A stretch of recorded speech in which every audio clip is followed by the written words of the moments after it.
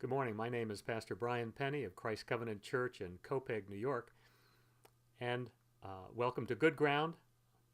This is our first video blog installment and for the website. And I have some recommendations for you concerning worship. That's going to be our theme for a little while here at Good Ground. Three books that I want to recommend to you.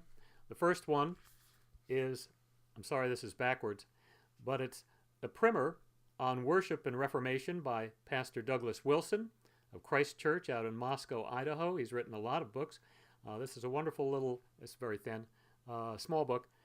Great book to get you started thinking about covenant renewal worship. This is a handy little guide to get started with. The big book that you'll really want to get is quite a bit thicker, and this is The Lord's Service. Sorry for the reflection there. The Lord's Service by Pastor Jeffrey Myers. His church is out in St. Louis, Providence Reformed Presbyterian Church, and this is the definitive guide, if you will, on covenant renewal worship. It gives you a lot of information about historical worship.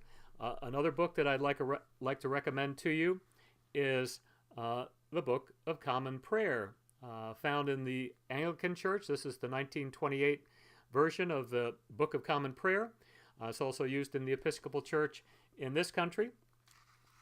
But the Book of Common Prayer is, well, sorry that's backwards, but the Book of Common Prayer is loaded with prayers, written prayers that make for a good model. And so when we're talking about worship, we're also talking about prayer.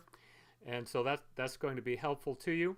It gives you an order of service, and it gives you some orders for other kinds of services besides. That probably the most famous one is the marriage ceremony that you find in the Book of Common Prayer. Almost every marriage ceremony in this country is based on this service that you find in the Book of Common Prayer.